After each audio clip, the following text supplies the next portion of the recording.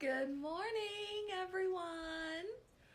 Oh my goodness. Trust me when I say that I have got a great anime to review. You do not want to miss it. The series I'm going to be talking about is The Duke of Death and His Maid. Now, I know what you're thinking. Is this some sort of Grim Reaper romance? No, it's not it at all, actually. It's a comedy, drama, supernatural romance that will make you feel like you're on an emotional roller coaster. I'm not kidding. This anime messed with my emotions. One minute I was laughing, then the next minute I was blushing, and then the next minute I was gripping my sheets in anticipation of what is going to happen next. This series is unbelievable, and I can see why it is extremely underrated. I actually found this random in AndyWatch.to one day, and the premise alone really got me, as well as this picture. I thought it was so cool.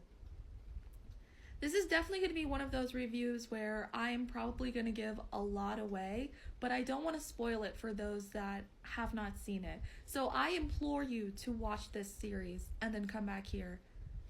But for those that have seen it, I want to hear your insight. What do you think about it? And for those that just want to find out what it's about, stick around. So in this series, a duke has been cursed by a witch when he was a child. No one shall ever love you. Your life will be filled with misery. Those are the words the witch says as she curses the duke. Every living thing he ever touches will die right in front of him. He lives in an isolated manner where he continues being shunned from society. However, there are two people in his life that make him happy: the butler Rob and his maid Alice. The Duke is actually supposed to be the heir of the family name, taking the responsibilities as well as the inheritance. And not only that, the Duke and the maid start having feelings for each other. Now more determined than ever, the Duke is trying to break the curse and become the heir and be with his true love. It is honestly so romantic, and I love the look and style of this anime. It looks extremely beautiful and elegant.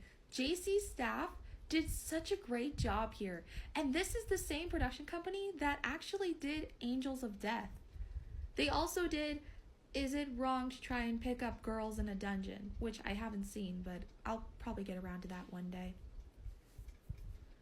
The design of the characters look a little bit childish, but it gives off a certain elegance that I can appreciate. And the setting, as well as the backgrounds, are beautiful. They look like actual paintings you would find in an art gallery or a museum. And I think it's great that they did that digitally, because it adds a texture and depth to it instead of being one-dimensional. That's one of the things I love about this one. And the characters themselves, some are good, but some are a little weird. The Duke himself has actually had a tragic backstory. It wasn't just because of the curse. Well, after he got cursed, he has had major depression because of it. He's been locked in his room and he doesn't want to go outside. It's painful, honestly, for him. The butler has tried to do everything he can to try and cheer up the Duke, but nothing worked. Then he had a brilliant idea to get Alice to be the maid of the mansion. Alice remembers the Duke actually because they were childhood friends, but the Duke doesn't remember her. And he even instructed Alice to redesign his whole room. How is that possible to do it in just one day? But somehow she pulled it off. It looks so beautiful. But the Duke was still angry at Alice for even being in his presence. And one night he leaves the mansion out at night, and this was during a snowstorm. The Duke just wanted to stay outside and die because he couldn't stand the curse. But the more he thought about how the butler and how Alice stayed by his side, he kept realizing, I don't want to die. I want to keep living. And thankfully Alice was there to help the Duke and bring him back inside.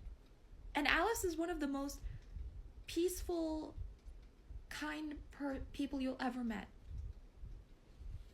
Her facial expressions are neutral, but she always has like a peaceful smile. And her eyes, just so beautiful. She's so pretty. And she really has a peaceful soul. But in the tone of her voice, she can be angry. She can be surprised. She can even be seductive. But absolutely beautiful she is. I absolutely love her. One of my favorite characters in an anime ever. And then the witches that these two meet, Cuff and Zane. I love Cuff. She's not the smartest knife in the drawer, but she's really powerful, and I can admire that. Zane, he's definitely comic relief. Like, there are some redemptive moments about him, but he can't stop thinking about girls or talking about them, and he's had really bad luck. And he can't help but talk about a woman's chest sometimes. It's ridiculous. He's not my favorite character in the world, but as a comedic one, he's okay. Now, some of the characters are one-dimensional that I'm not a big fan of. His family, especially the siblings, the Duke's siblings, Walter and Viola, those two are given 2 personality traits and nothing more. Walter, he's supposed to be the heir, but is super jealous of the Duke himself because he's the one that's going to be it. And so he can't stand it when he's called the second-born son. And then after he loves that Delilah, which is one of the witches, he still has no redemptive qualities, really. And then Viola, she's okay, but she only likes 2 things. She has a major crush on Rob. Keep in mind, he is literally an old man, and she's a little girl. Ew. And then she also likes sweets. Yeah, not much personality traits to go off of. Now, I'm not gonna lie about this show. It's a little bit sleazy. Alice especially loves to tease the Duke to get a genuine reaction out of him. She either does it in a seductive tone, or she'll show off part of her chest, or even pull up her skirt to show the Duke her underwear. And some of the girls' clothes they wear, it is a little revealing, and I'm not a big fan of it. The show is ridiculous, but it has so many comedic moments that it's spectacular. It's hilarious.